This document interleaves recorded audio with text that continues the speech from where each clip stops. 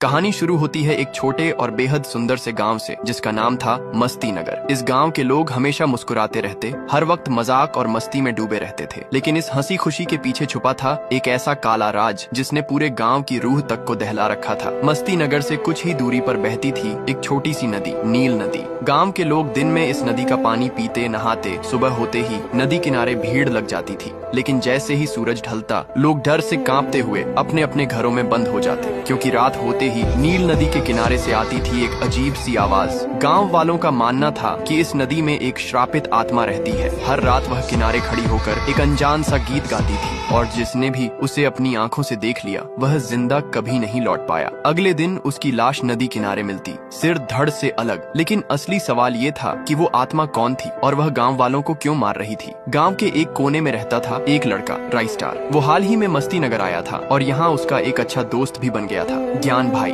दोनों हर वक्त साथ रहते, सुबह सुबह नील नदी में नहाने भी जाते और खूब मस्ती करते। उनकी जिंदगी खुशियों से भरी थी, लेकिन ये खुशी ज्यादा दिन तक टिकने वाली नहीं थी। एक सुबह हमेशा की तरह ज्ञान भाई अपनी स्कूटी पर राइस्टार के घर पहुंचा और बोला, भाई चलो नील नदी चलते हैं, आज मैंने नई चड्डी पहनी है। राइस्टार जोर जोर से हंस पड़ा और दोनों स्कूटी पर बैठकर नदी की ओर निकल पड़े। वहाँ पहुंचकर दोनों ने नहाना शुरू किया और कब शाम ढल गई उन्हें पता ही नहीं चला। तभी अचानक गाँव का एक आदमी हाथ में डंडा लेकर आया और चिल्लाया, जल्दी बाहर निकलो वरना देख लेना। राइस्टार और ज्ञान भाई ने एक दूसरे को देखा और हंसते हंसते भाग निकले। वे राइस्टार के घर पहुंचे। कुछ देर बाद राइस्टार बोला, भाई अब देर हो रही है, मैं घर जा रहा हूँ, नहीं तो मम्मी डांटेगी। ज्ञान भाई ने कहा, ठीक है भाई, बाएं। दोनों अपने अपने रास्ते निकल गए। लेकिन चलते चलते अचानक ज्ञान भाई को याद आया, अरे मैंने तो स्कूटी नदी किनारे ही छोड़ दी। वह भागते हुए फिर से नील नदी पहुंचा। काफी देर तक ढूंढने के बाद आखिरकार उसे अपनी स्कूटी नदी किनारे गिरी हुई मिली। इसी बीच नदी के अंदर से वही अजीब आवाज गूंज उठी। ज्ञान भाई ने डरते डरते नदी की ओर देखा। तभी पानी के भीतर से एक लड़की बाहर आई। उसने कुछ पल तक उसे घूरा और फिर अचानक गायब हो गई। ज्ञान भाई को लगा शायद ये उसका वहम है, लेकिन तभी पीछे से वही आवाज दोबारा सुनाई दी। उसने पीछे मुड़कर देखा और वहाँ वही आत्मा खड़ी थी। उसने बिना कुछ कहे ज्ञान भाई का सिर धड़ से अलग कर दिया। अगले दिन सुबह गांव वाले नदी किनारे जमा हुए। वहाँ ज्ञान भाई की लाश पड़ी थी, सिर कटा हुआ। ये खबर सुनते ही राइस्टार वहाँ पहुंचा। उसका दिल टूट चुका था, वो समझ ही नहीं पा रहा था कि ये सब हुआ कैसे। तभी वही आदमी आया जिसने कल रात उन्हें नदी से भगाया था। उसने राइस्टार से कहा, मैंने तुम्हें पहले ही समझाया था, ये नदी साधारण नदी नहीं है, यहाँ एक श्रापित आत्मा रहती है। जो भी उसे देख लेता है उसका खेल खत्म। राइस्टार ने कांपती आवाज में पूछा, लेकिन ये आत्मा कौन है और मेरे दोस्त को क्यों मारा? आदमी ने लंबी सांस लेते हुए कहा, ये कोई नहीं जानता। उस पल राइस्टार ने एक कड़ा फैसला किया, मैं इस राज को जान कर रहूंगा, चाहे कुछ भी हो।